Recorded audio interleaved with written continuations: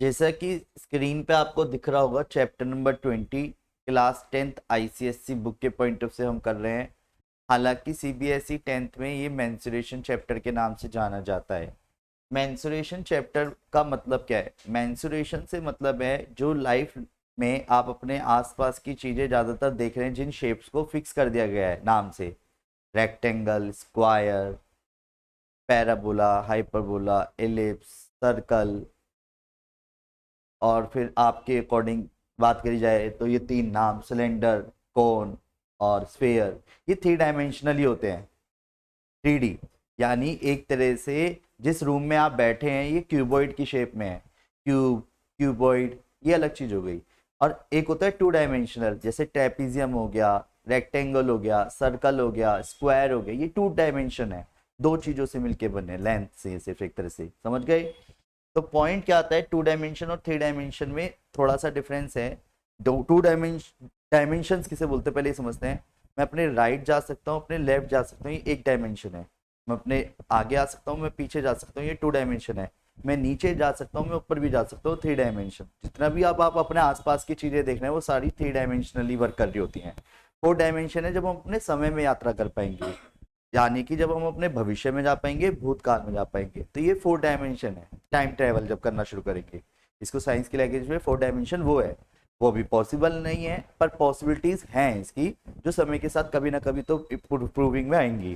फिर 5th dimension, जब एक ब्रह्मांड का बंदा दूसरे ब्रह्मांड में जा पाएगा। अभी तो अपने ब्रह्मांड में ही पूरा एक्सप्लोर करना मुश्किल है, ठीक है। फिर उसके बाद जब एक ब्रह्मांड का दूसरे ब्रह्मांड में जाएगा, ये 5th डायमेंशन है।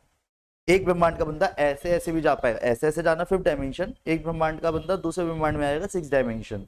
फिर मल्टीवर्स में आपस में एक तरह से जा पाएगा, 7th डायमेंशन। फिर उस पूरे ब्रह्मांड के एक जाल का बंदा दूसरे ब्रह्मांड के जाल में जा पाएगा, 8th डायमेंशन। फिर 9th डायमेंशन, और उसका भी एक और जाल ले लो, समझ गए? ब्रह्मांड के जालों का भी एक जाल। और फिर 11th डायमेंशन की जब बात आती है तो वहां पे गॉड है, जिसे हम भगवान बोलते हैं।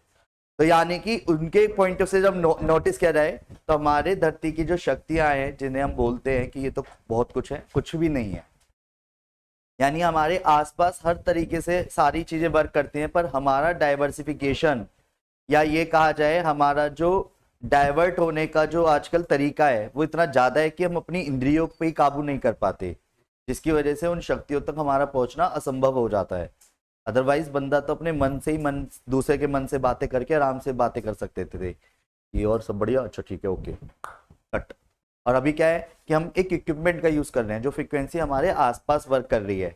हमें पता है कि अगर मैं यहाँ से कॉल मिलाऊंगा तो मम्मी को भी मिलेगी, मेरी वाइफ को भी मिलेगी, और मैं अमेरिका में भी अपने आप यहाँ से बैठे हुए कॉल कर सकता हूँ। मैं कुछ चीख रहा हूँ, ओए यहाँ से आवाज जा रही है, कैसे नहीं? कुछ ऐसा इक्विपमेंट जो दिख नहीं रहा पर जा तो रहा है, उसका भी आविष्कार कैसे किया गया, वो भी समय के साथ है। ऐसे ही जिस एरोप्लेन की हम बात करते हैं, उससे पहले तो वहां पे तो रामायण में ऐसी रावण जी तो लेके घूम ले, चलो चल सीता को उठा के लाएंगे, समथिंग। तो कहने का मतलब आज का जो आधुनिक जिसे आप बोलते हैं, वो आधुनिक अभी कुछ भी नहीं है। साइंस की लैंग्वेज में अगर कहा जाए, जब वो 3% तक भी पहुंचेगा तो इंसान इंसान को ही खत्म कर लेगा तब तक तो यानी 100% तो बहुत दूर की बात है। वहां तो तीर छोड़ के तीर को वापस भी मंगा लेते थे, ठीक है ना। वहां तो मरे हुए इंसान को भी जिंदा कर देते थे। तो ये समय के साथ गर्दन काट के दूसरे की गर्दन भी लगाते थे, लाइक गणेश जी एग्जाम्पल है अपने आप में। पर पॉइंट क्या है कि ऐसी कई सारी चीजें जो विलुप्त हो गई या विलुप्त कर दी गई समय के साथ, ठीक है, पर उसका इतिहास हमारा आज से बहुत पुराना है। पॉइंट ये आता है कि जिस स्टडी को भी हम करने जा रहे हैं वो 3 डायमेंशनल में बात करते हैं वापस। तो 3D फिगर में जैसे हम ये ग्लास में पानी पीते हैं तो गिलास की जो शेप होती है वो सिलेंड्रिकल होती है। यानी जैसे घर में एक सिलेंडर देखा होगा आपने, सिलेंडर समझ गए, ये सिलेंडर की शेप कहलाती है। सिलेंडर में नोटिस करो तो 2 सर्कल है, ऊपर और नीचे, ठीक है। ये पेन इस वक्त सिलेंडर की शेप में है, ठीक है। और सिलेंडर के सबसे टॉप पे एक सर्कल, एक नीचे सर्कल। एरिया किसे बोलते हैं? जो एरिया कंप्लीट एरिया कहलाएगा। तो एक एरिया ऑफ सर्कल क्या होता है? Pi r square. नीचे का area pi r square, 2 pi r square हो गया। एक रेक्टेंगल का एरिया होता है लेंथ इंटू ब्रेथ। अगर मैं किसी भी पेपर को ऐसे मोड़ रखा है, अगर मान लो सिलेंडर दिखेगा, अगर पेपर को सीधा करता हूं तो आपको ये मान लो यहां से अगर मैं इसको कट करता हूं, समझ पा रहे हो, तो कट करने पे ये जो शेप है वो ऐसे दिखेगी, ऐसे वापस फोल्ड कर दूंगा तो सिलेंडर हो जाएगी, पर कट करने पे बीच में से ऐसे ऐसे समझो, मैंने जैसे कट कर घुमा दिया है ऐसे, समझ गए, सीधा कर दिया है उसको। सीधा करने पे लेंथ और ब्रेथ हो गई। अब वो जो लेंथ है उसी को जब मैं वापस मोड़ूंगा वो लेंथ कैसी दिखेगी सर्कल के पॉइंट से, ये सारी कोने कोने की चीज क्या कहलाएगी, आराम से सोचो तो, ये सारी कोने कोने की चीज को क्या बोलते हैं हम, सरकमफ्रेंस बोलते हैं। क्या बोलते हैं, सरकमफ्रेंस। उस सरकमफ्रेंस की 2πr यानी ये लेंथ हो गई, लाइक अगर इसको कट करके ऐसे सीधा करता हूं तो ये 2πr ही तो है जो ऐसे घूमी हुई है, 2πr, और ये क्या है, ये तो गया 2πr इंटू एच, तो ये क्या कहलाएगा 2πrh, यानी यहाँ की एरिया आ गया, यानी एक तरह से ये वाला सारा एरिया आ गया, तो ये एरिया क्या हो गया 2πrh इधर का, जो एक तरह से मोड़ दिया गया है बस। तो 2πrh ये हो गया, जिसे कर्व्ड सरफेस एरिया बोलते हैं। कर्व्ड मतलब जो कर्व्ड है, कर्व्ड जिसमें सर्कल का कोई लेना देना नहीं है, कर्व्ड सरफेस एरिया, एरिया शब्द यूज कर रहा हूं, एरिया ऑफ सिलेंडर, सिलेंडर, तो सिलेंडर का कर्व्ड सरफेस एरिया क्या हो गया 2πrh। तो टोटल सरफेस एरिया क्या कहलाएगा एक सिलेंडर का, टोटल सरफेस एरिया क्या कहलाएगा सिलेंडर का, 2πrh प्लस 2πr², यानी दो सर्कल और जुड़ गए, जिसको आप कॉमन निकाल के क्या लिखते हो 2πr प्लस h। ये क्लियर है। अगर सिलेंडर की छत उड़ा दी जाएगी तो वो फॉर्मूला आपको खुद क्रिएट करना है, सिलेंडर का एरिया हो जाएगा छत उड़ाने पे 2πrh प्लस पाई आर², नहीं 2 नहीं πr², छत तो उड़ा दी ना, तो एक πr² कम हो गया, यानी अकॉर्डिंग टू क्वेश्चन अगर दोनों आर पार देख पाऊंगा, एक सिलेंडर के आर पार देख पा रहा हूं, तो यानी कि वो कर्व्ड सरफेस एरिया हो गया। वेट, अब एक मान लेते हैं ग्लास है, ग्लास के अंदर जहां जितनी स्पेस में पानी भरा जा रहा है उसे वॉल्यूम बोलते हैं, लिक्विड पार्ट जिस जगह पे आ सके। सरफेस एरिया हो गया साइड साइड का जिसने उसे घेर रखा है, जमीन से लेके आसमान तक बंद, एक तरह से डिब्बी हो गई कोई, तो डिब्बी का ढक्कन खोला मैंने, उसके अंदर कोई लिक्विड डाला और डिब्बी बंद, तो यानी उसको पूरा भर दिया गया है। तो जिस स्पेस में वो भर रहा है लिक्विड, यानी इस वाली स्पेस में जो ऐसे ऐसे भरा जा रहा है स्पेस को, वो वॉल्यूम कहलाता है। क्या कहलाता है, तो वॉल्यूम ऑफ सिलेंडर होता है, इसे समझते हैं क्यों है ऐसा। वॉल्यूम ऑफ सिलेंडर हो गया, ये πr² एरिया है, एरिया की हाइट से इंटू कर दी, πr² पूरा है इंटू हाइट कर दी, तो क्या हो गया वॉल्यूम भी तो हो गया, तो इसलिए क्या होता है πr²h। अगर आप पहले कॉन्सेप्ट को यानी सिलेंडर को थोड़ा डीपली समझेंगे तो वॉल्यूम भी आपको एक जैसा लगने लगेगा। अगला जो कॉन्सेप्ट है वॉल्यूम से रिलेटेड, पहले एक को तरीके से समझना तब दूसरे पे शिफ्ट करना। एक हो जाता है होलो सिलेंडर, क्या बोला मैंने, होलो सिलेंडर से मतलब क्या है यहाँ पे, यानी कि गैप बना हुआ है, जैसे एक मोटा पाइप है तो उसकी थिकनेस हो गई, यस और नो। अब एक थिकनेस होने से क्या फर्क पड़ेगा कि उसका एक वेट भी मैटर करेगा। ये वेट किसका होगा, लोहे का, ये वाला लोहा वेट ही तो है एक तरह से, एक सिंगल पाइप उसकी थिकनेस कुछ तो होगी, यस और नो, नहीं समझ आ रहा, यस और नो। तो अब पॉइंट क्या आता है कि अगर मान लो मुझे उसका वेट जानना है, वेट मतलब वॉल्यूम हो गया इनडायरेक्टली देखा जाए तो, यानी मुझे इस लोहे का पूरा वॉल्यूम चाहिए, वॉल्यूम। अब वॉल्यूम क्या करोगे, वॉल्यूम निकालने के लिए वॉल्यूम ऑफ होलो सिलेंडर, तो बड़े वाले वॉल्यूम को निकाल, पहले पूरे बड़े सिलेंडर का वॉल्यूम निकाल दो, फिर अंदर वाले का वॉल्यूम निकाल दो, बड़े वाले में से अंदर का माइनस करोगे तो बाहर बाहर का ही तो वॉल्यूम बचेगा, ऊपर से लेके नीचे तक। ये समझ आ रहा है,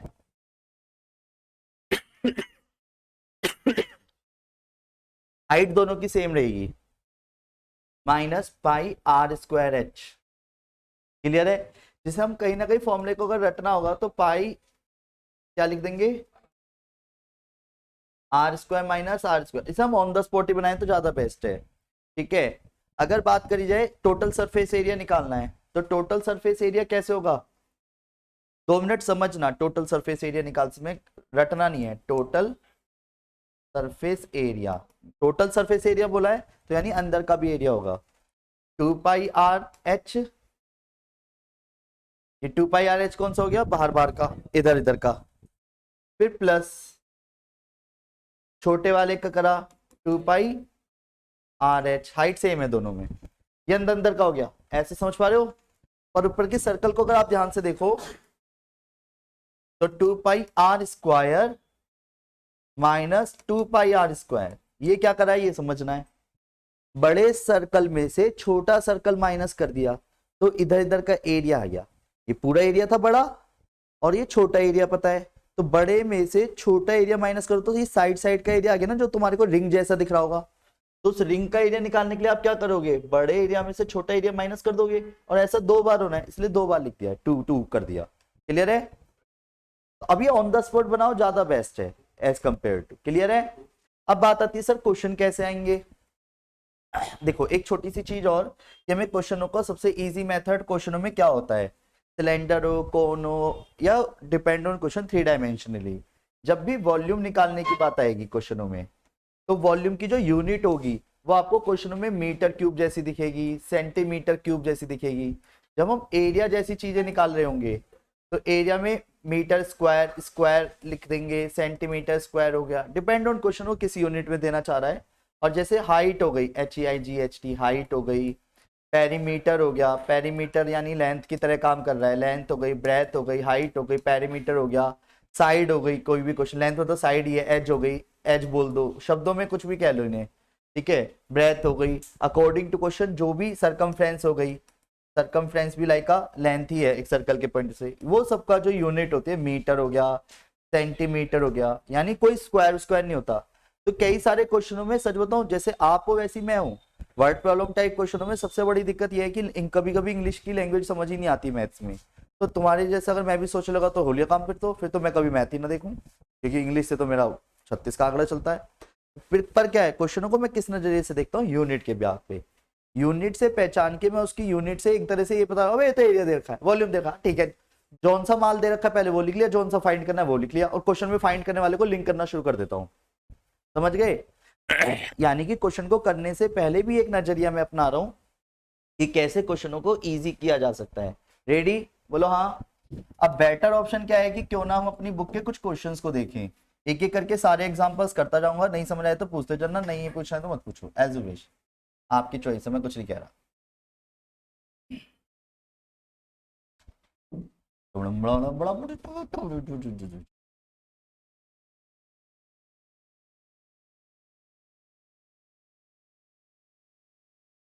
ये आपकी बुक का पहला ही पेज है जिसमें आपको क्या दे रखा था क्वेश्चन में, area of cross section. Cross section किसे बोलते हैं, जैसे सपोज अगर मैं इस पेन को काट दूंगा तो जहां से कट किया रहेगा तो इसका एक क्रॉस वाला जो पोर्शन दिख रहा होगा वो क्रॉस सेक्शन होता है। और क्रॉस सेक्शन की सबसे अच्छी खासियत होती है, अगर आपको क्रॉस सेक्शन पता है तो आप वॉल्यूम बड़ी जल्दी निकाल सकते हो। जैसे सपोज अगर मैंने इसी में ही बात करी, फॉर एग्जाम्पल क्या, कि ऐसे समझते हैं, एक मान लो कि वो नहीं होती, क्या कहते हैं उसे, ये ऐसे एक सुरंग है ट्रेपीजियम शेप में जो पीछे तक जा रही है, समझ रहे हो, तो मुझे उसका वॉल्यूम चाहिए। तो मुझे अगर ये एरिया पता चल जाए ना, यहाँ का एरिया जो कि निकाल सकता हूँ कहीं ना कहीं, किस फॉर्मूले से एरिया निकालने के लिए, ट्रेपीजियम का half sum of parallel side into height, height, तो उसका इनटू जैसी इसके लेंथ से कर दूंगा तो मुझे वॉल्यूम पता चल जाएगा। समझ पा रहे हो। तो क्रॉस सेक्शन का ये बहुत बड़ा बेनिफिट होता है। तो एरिया ऑफ क्रॉस सेक्शन यानी कि एक सिलेंडर का ये वाला हिस्सा जो कि क्या होता है πr²। पेरीमीटर यानी सरकमफ्रेंस हो गया, perimeter of cross section, perimeter क्या हो गया ये वाला, डन। और इनटू हाइट करते क्या आ गया, कर्व वो आ गया, क्या कहते हैं इधर का एरिया जो मैंने बताया 2πr/h, ये रहा curve surface area. Total surface area clear है 2πr/r+h, और वॉल्यूम ऑफ, वॉल्यूम क्या कहलाएगा πr²h। होलो सिलेंडर यानी जिसमें गैप बना हुआ है, ये ऑन द स्पॉट बनाएंगे, कंफ्यूज होना मत वरना बार बार कंफ्यूज रहोगे। वॉल्यूम वॉल्यूम की बात करेगा, बड़े वाले वॉल्यूम में से छोटा वॉल्यूम माइनस कर दिया करो, बात खत्म, हाइट सेम रहेगी। तो पहले बुक के छोटे क्वेश्चनों को रूप देते हैं, बस इसमें पता है कैलकुलेशन ज्यादा रहेगी आपके लिए, जिसकी वजह से हमें लगता है कि यार ये चैप्टर समझ नहीं आ रहा, अरे तो कैलकुलेटर यूज कर लो अभी। एट द एंड आपको क्वेश्चन करने से मतलब होना चाहिए, ना कि फालतू की बातों से, ठीक है। रेडी, बोलो हाँ। ओप्स, जितनी बातें मैंने बताई वो गई, जो पीछे जो कॉन्सेप्ट्स लिखे थे मैंने वो चले गए, कोई नहीं, वीडियो में है, बेटा वो तो मैं निकलवा लूंगा, क्योंकि मैंने वही सारे फॉर्मूले आपको अपनी बुक में दिखा दिए। करें स्टार्ट। उसी को करने के चक्कर में पेज चला गया, नहीं जाएगा, नहीं जाएगा, पेज ही गायब हो गया ना छेड़ाछाड़ी करने के चक्कर में। The area of curve surface of cylinder is, अब वेट, समझ तो आया ना, एरिया दे रखा, यूनिट से पहचान लिया। अब एरिया दो हो सकता है, कर्व्ड हो सकता है या टोटल हो सकता है। जब चिल्ला चिल्ला के कह रहा कर्व्ड है तो पहले कर्व्ड सरफेस एरिया का फॉर्मूला माइंड में आना चाहिए। अब कर्व्ड सरफेस एरिया बार बार लैंग्वेज में लिखने के लिए, टाइम सेव करने के लिए आप इसे कैसे लिख सकते हो, कर्व्ड सरफेस एरिया को क्या होता है 2πr(h) होता है, जो कि क्या दे रखा है 4400, 2πr(h), जिसमें ना r पता ना h पता, कोई बात नहीं। क्वेश्चन में आगे जब मैंने पढ़ा तो उसने क्या रखा है सरकमफ्रेंस। एक चीज बताओ, सरकमफ्रेंस क्या होता है सर्कल का, पता है आपको ये बात, सरकमफ्रेंस क्या होता है 2πr। ये कितना दे रखा है 2πr। ये हमारी सेकंड इक्वेशन, ये हमारी, इन दोनों को आपस में इस तरीके से बढ़ाएंगे कि h और r आ जाए। जहां h और r आ गया तो मैं वॉल्यूम भी निकाल सकता हूं। बात समझ पा रहे हो। तो क्वेश्चन में कैसे करूं, क्लियर दिख रहा है, 2πr को इतने की जगह ना ठोक दूं इधर से उठा के, बोलो मना कर देगा ये मुझे, है इसके बस की नहीं आया समझ, वही तो मैं कह रहा हूं, इंटू एच। तो h इज इक्वल टू क्या आ गया 4400, 110, ये कट गया 11 चौक 44, 40 आ गया। सेंटीमीटर में लिखना मत भूलना, टीचर नंबर काट लेते हैं। h आ गया, h को यहाँ पे ठोक दो वापस, नहीं नहीं नहीं यहाँ से तो आएगा नहीं, क्या हो गया इसे, r निकाल लू इससे मैं, अरे वॉल्यूम निकालने के लिए r की जरूरत नहीं पड़ेगी आपको। बात अच्छा हाँ, r तो इसी से डायरेक्ट निकल रहा है, 110 is equal to 2πr, pi divide में चला गया, r रेडियस क्या है 110, 2π/7, ये क्लियर है बोलो हाँ। 11 दूनी 22, 2 पंजे 10, r is equal to 7×5 divide by 2। मत करो वो बाद में करते हैं ना कैलकुलेशन, ये क्लियर है बोलो हाँ, नहीं आया समझ। फिर हमें क्या चाहिए according to question, volume. Volume का फॉर्मूला होता है, वॉल्यूम का क्या होता है पाई 22/7, r 35/2 इंटू और हाइट, कैलकुलेशन करके आंसर 38 सेंटीमीटर क्यूब। इसमें सेंटीमीटर, उसमें क्यूब क्यों लगाया, ये लेंथ है, कोई रेडियस लेंथ की तरह काम कर रही है, हाइट भी लेंथ की तरह काम कर रही है, पर वॉल्यूम में क्या करोगे क्यूब। नहीं आया क्या आंसर, आ गया समझ या नहीं आया, क्लियर है कैलकुलेशन भी। आगे बढ़ जाए, आगे बढ़ जाऊं,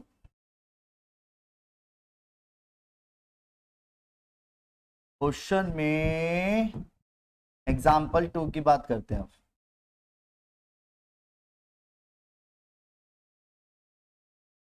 ठीक है,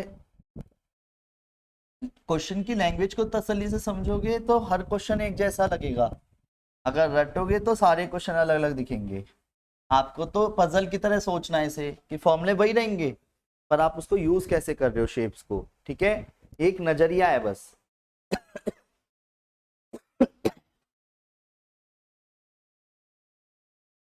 हाँ, मेंसुरेशन काम आती है, ध्यान दीजिएगा। 50 आइडेंटिकल सर्कुलर प्लेट्स हैं, पांचों ध्यान दीजिएगा, 50 आइडेंटिकल सर्कुलर प्लेट्स हैं। जैसे ऐसे समझो, जो प्लेट होती है घर में, एक जैसी प्लेट को आप एक के ऊपर एक के ऊपर एक रखते चले आओ, बाद में बहुत दूर जाकर के उन सारी प्लेट्स को एक साथ देखो तो वो कैसी शेप बना रही होंगी, कहीं ना कहीं टावर, पर किस तरीके का टावर, सिलेंड्रिकल टावर। तो क्वेश्चन में वही चीज उसने यहाँ पे बोली है कि ऐसे करके बहुत सारी प्लेट्स को एक दूसरे के ऊपर रखते चले गए, क्लियर है, बोलो हाँ। नहीं आ रहा समझ? ऐसे ऐसे रखते चले गए। अब उसे रखने के बाद मैंने ये पाया, उसने एक चीज सपोर्ट कर दी हमें। क्वेश्चन में कहा जो प्लेट की थिकनेस है, ऐसी 50 प्लेट रखी हैं, तो एक प्लेट की थिकनेस बता दे। डायमीटर दे रखी है, डायमीटर मतलब 21 सेंटीमीटर। तो एक बताओ रेडियस क्या होगी इसकी? 10.5 सेंटीमीटर रेडियस हो गई।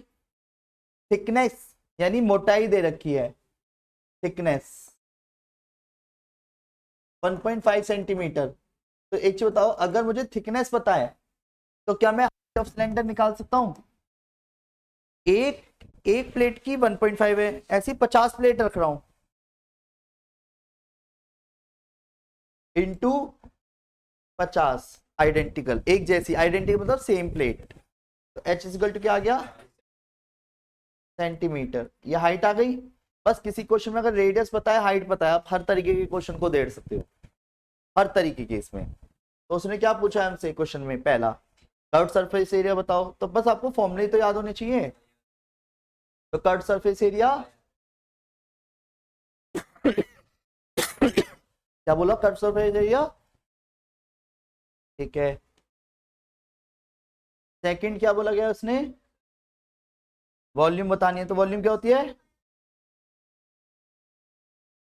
क्लियर है, बोलो हाँ। सॉल्व कर लोगे या पुट करूं इसे मैं?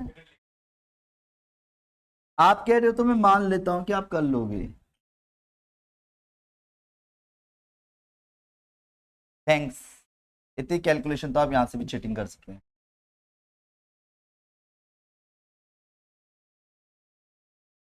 क्या हो गया इसे?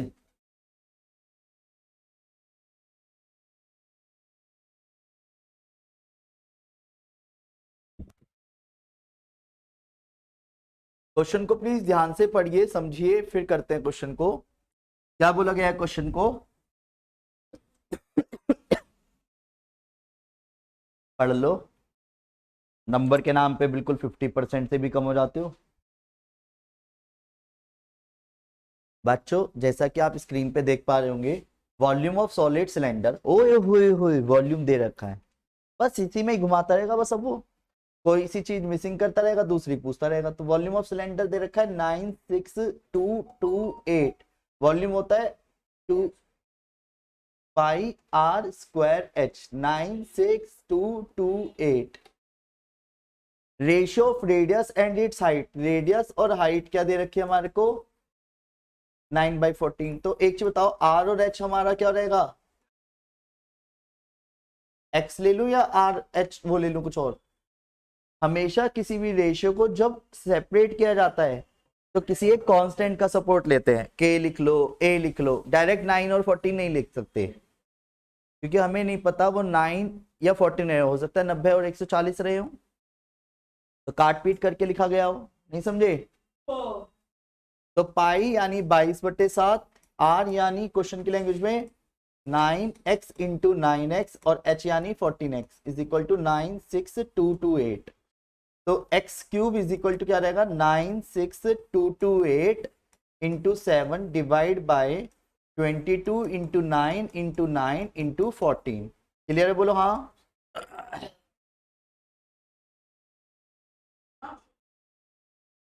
मैंने कर दिया। तो क्वेश्चन में 96228 डिवाइड इंटू पहले किससे? 7 से, फिर जो भी आया divide by 22 divide by 9 divide by 9 और डिवाइड बाय 14, तो 27। तो x cube is equal to 27। किसी को दिक्कत क्या करा है? तो ये 27 को क्या लिख सकते हैं? 3 का क्यूब। तो एक्स इज इक्वल टू क्या आ गया? वेट, अभी एक्स आया है, तो इससे रेडियस और हाइट अभी पूरी होगी। तो रेडियस कितनी हो गई? सेंटीमीटर। हाइट कितनी हो गई? 42 सेंटीमीटर। रेडियस पता है, हाइट पता है, तो अब मुझसे जो चाहे वो निकलवा ले। तो total surface area 2πrh plus 2πr²। Clear है, बोलो हाँ। यस। नहीं, तुम्हारे लिए मैं याद कर लूं है। बेवकूफी वाली बात। आगे समझ सबको? कैलकुलेशन भी करनी है क्या? चलो आगे बढ़ते हैं फिर।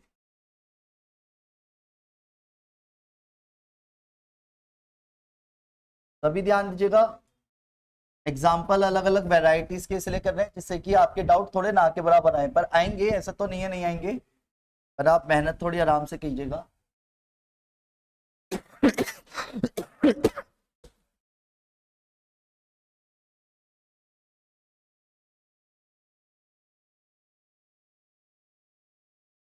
एरिया हो गया ना पाई आर स्क्वायर, तो क्रॉस सेक्शन ही तो है। हाँ, वो सरकमफ्रेंस एरिया नहीं होती, वो सरकमफ्रेंस कोने कोने की लेंथ होती है।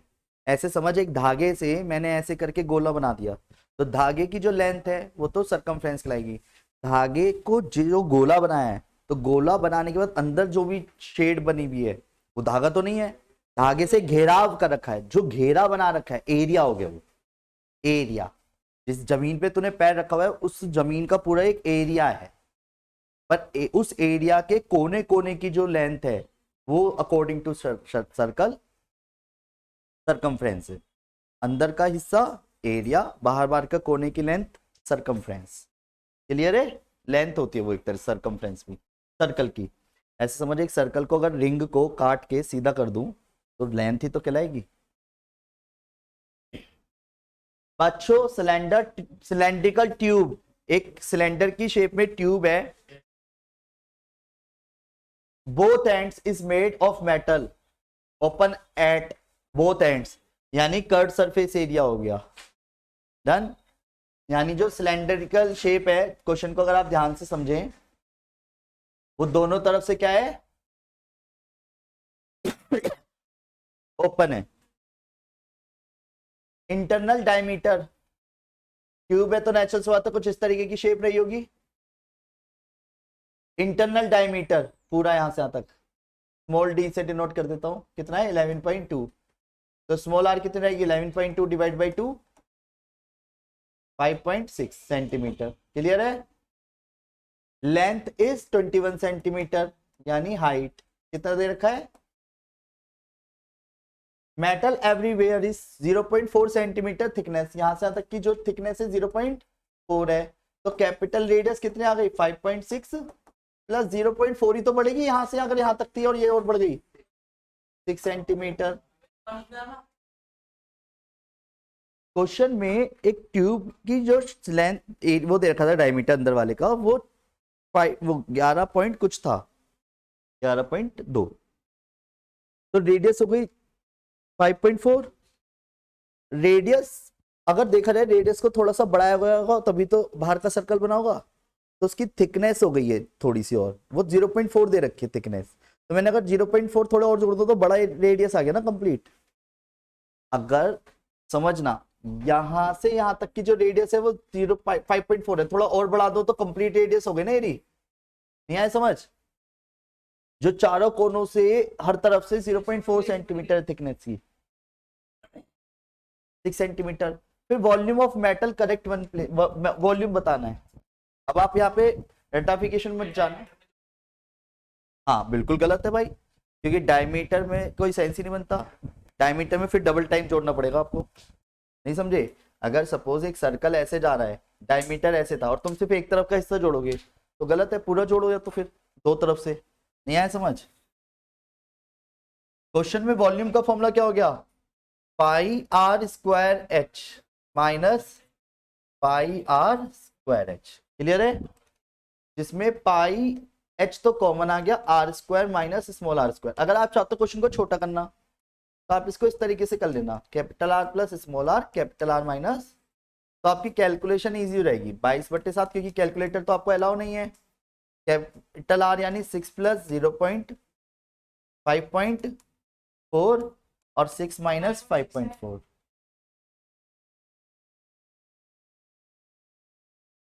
हाँ बेटा वही लिखा हुआ है 21, तो 22 इंटू 6 और 5 11.6 इंटू 0.4, कैलकुलेशन कर लोगे। इंटू 3 क्यों है, यहाँ देखो ध्यान से, ठीक है, ये बताया मैंने क्यों है। ठीक है, आगे बढ़ जाऊं, बोलो हाँ।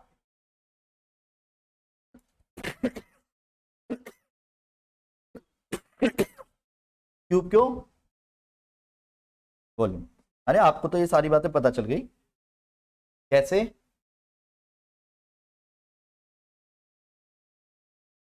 तो फिर मेरे से क्यों पढ़ रहा है फिर?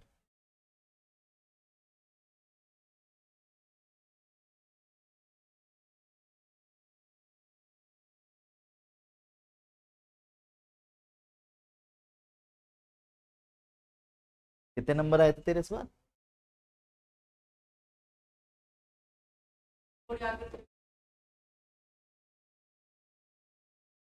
हाँ। Find the volume of the largest cylinder formed when a rectangular piece of paper by centimeter by 15 centimeter is rolled along its longer side. ऐसे समझते हैं जरा,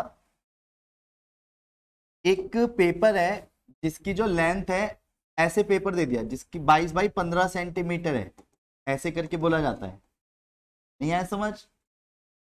इसके बाद इसको ना रोल कर दिया उसने, कहां से? शॉर्टे साइड की तरफ से या लॉन्गर साइड की तरफ से? लॉन्गेस्ट साइड की तरफ से। जब इसको रोल करूंगा, सोचना 2 मिनट, जब इसको मैंने ऐसे करके रोल कर दिया, तो ये कॉमन सेंस लगाना जरूरी है, ये सारी लेंथ यहां से यहां तक कितनी हो गई? पक्का ना? तो ये जो लेंथ, ये हाइट हो गई, ये हाइट का काम करेगी ना। ये जो 22 है, ये किसके बराबर कहलाएगा? सरकमफ्रेंस के डायमीटर।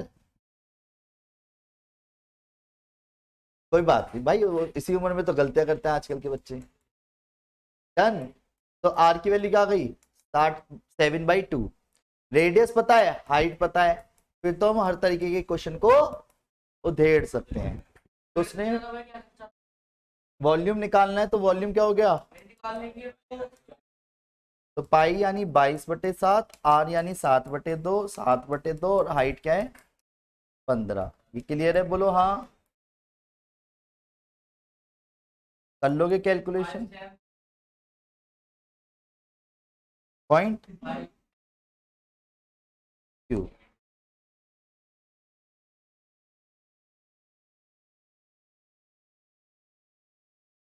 नहीं आया समझ? एक बार हाँ बोल दो, आगे समझ तो। नेक्स्ट अगले क्वेश्चन पे आते हैं। ये कल अगर करके नहीं लाए ना आप सारे, तो बता दूंगा, ध्यान रखना। हाँ। करें स्टार्ट। एग्जाम्पल नंबर 6, जैसा कि आप देख पा रहे हैं, when a metal cube is completely submerged. अब सारा खेल आ गया क्यूब पर। तो क्यूब की जो वॉल्यूम होता है वो होता है x cube. Volume of cube x क्या होती है? उसकी साइड होती है। उसने कहा सबमर्ज किया गया, मतलब कि एक तरह से एक सिलेंडर में डाल दिया। तो नेचुरल सी बात है, अगर उसमें पानी भरा हुआ था तो थोड़ा ऊंचा हो जाएगा या बाहर निकल जाएगा, इससे ज्यादा और कुछ तो नहीं होने वाला। क्वेश्चन में बोला गया when a metal cube, metal मतलब पूरा भरा हुआ है वो, जितना वो अंदर जाएगा उतना ही पानी बाहर आएगा या उठ जाएगा। Water content in cylindrical vessel with diameter. Question की लैंग्वेज में जो बोला गया है वो ये बोला गया है कि उसके पहले तो इस क्वेश्चन के डायग्रामेटिकली उसमें एक चीज समझते हैं पहले। पानी भरा हुआ है,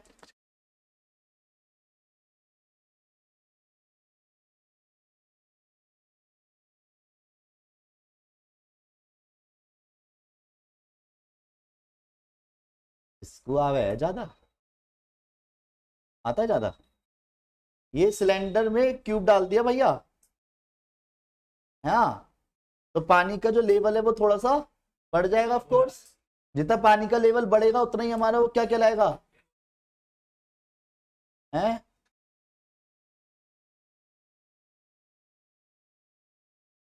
क्या कह रहा है ये?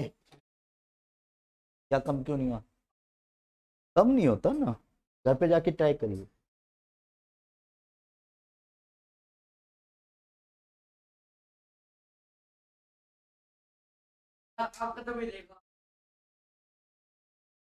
Level of water rises by, सुनो क्वेश्चन में ये बोला गया है वाटर का जो राइज हुआ है लेवल, ये जो छोटी सी हाइट है ये वाली, ये दे रखी है 144/99 सेंटीमीटर, 41 है ना ऊपर, तो ये कितना हो गया 99 + 41, 99 सेंटीमीटर। सुनो 2 मिनट के लिए इतनी सी शेप देखो, ये भी तो एक सिलेंडर है,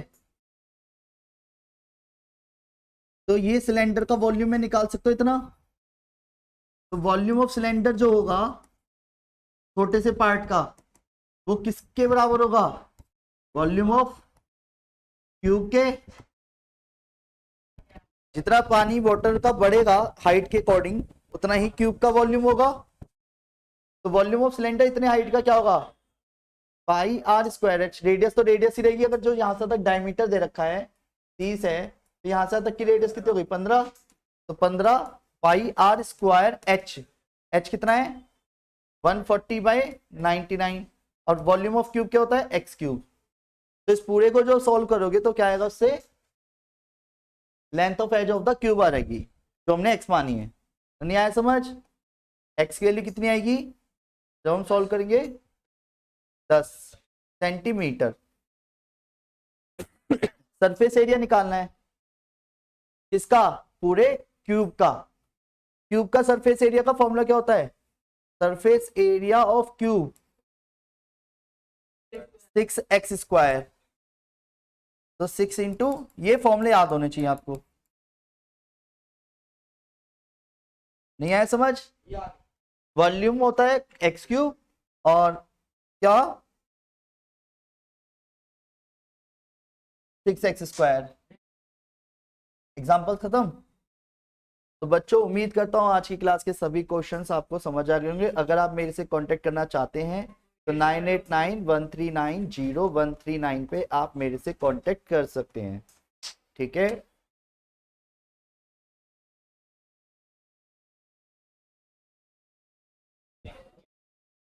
वो फॉर्मूला है वॉल्यूम उसका एरिया का, तो एक छोटी सी स्टोरी सुनाता हूं, बाकी जिसको जाना है वो तुरंत नीचे निकल लीजिए, दीदी का पेन है।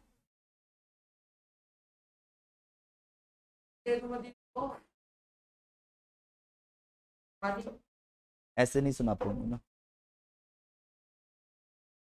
तो हालांकि मैं ये सब सुनाता नहीं हूँ, आप सब अपने उसलिए बता रहा हूँ।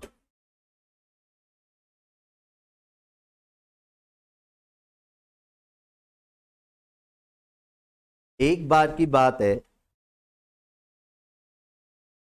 दो भाई जो हैं, एक छोटा और एक बड़ा भाई, दोनों समुद्र किनारे टहल रहे होते हैं, तो टहलते टहलते क्या होता है कि उनके बीच में आपस में थोड़ी बहुत नोकझोंक हो जाती है। उस नोकझोंक में क्या होता है कि बड़े भाई ने छोटे भाई में गुस्से में आके एक रहपट जड़ दिया बहुत तेज। अब छोटा भाई तो भिदक चुका, क्या करे, गुस्से को कहीं तो निकले, वो एकदम से समुद्र के अपोजिट डायरेक्शन भागता है, तो उसे लगता है कि मेरे को मारेगा भी किसी चीज को उठा के, पर ऐसा नहीं करता। वो क्या करता है, एक डंडी उठाता है और रेत पर, जो रेत होती है पूरी, उस पर लिख देता है आज मेरे बड़े भाई ने मुझे झापड़ मारा। अब ऐसे करके बड़ा भाई नोटिस कर रहा होता है ये क्या हुआ, इससे कुछ बोला नहीं, चुपचाप ये काम किया। अब ऐसे ही कुछ दिन बीतते रहते हैं, तो एक दिन क्या होता है कुछ सालों बाद, एक छोटा भाई जो ना ऐसी समुद्र किनारे जैसे रोज टहल रहे होते हैं, अपना छोटा भाई ऐसे बैठा होता, तो समुद्र की एक ज्यादा तेज लहर आती है तो उसको एकदम से आगोश में ले लेती है।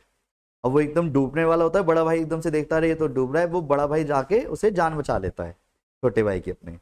अब क्या होता है, नेचुरल से बात है, अब छोटा भाई कुछ तो रिएक्शन देगा, तो क्या करता है, अब पत्थर उठाता है, सीधा भागते हुए जाता है, पत्थर उठाता है, अब पत्थर से ही पत्थर पे घिस घिस के लिख देता है आज मेरे बड़े भाई ने मेरी जान बचाई।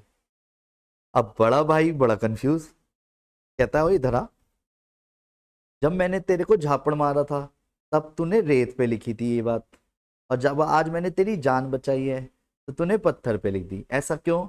तो छोटा भाई बड़ा प्यारा आंसर करता है उसको, कहता है देखो भैया, जब कोई हमारे लिए कोई बुरी बात बोले, कोई बुरा करे हमारे साथ, तो हमें अपने मन में एक ऐसी जगह पे, रेत होती है ना, रेत तो मन में रेत जैसे रूपी मन में लिखना चाहिए कि उसने हमारे साथ जो किया वो तुरंत मिट जाए, समुद्र की ये लहर आए वो तुरंत मिट जाए।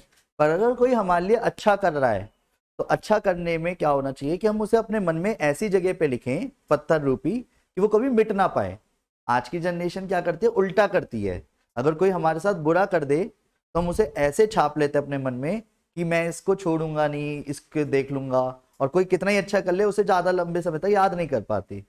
तो लाइफ का जीने का तरीका सबसे बेस्ट यही है। तो जीवन के हर मोड़ पर सुनहरी यादों को रहने दो, जुबा पर हर वक्त मिठास रहने दो, ये अंदाज है जीने का, ना खुद रहो उदास और ना किसी को रहने दो। ठीक है, take care, bye, Radhe Radhe.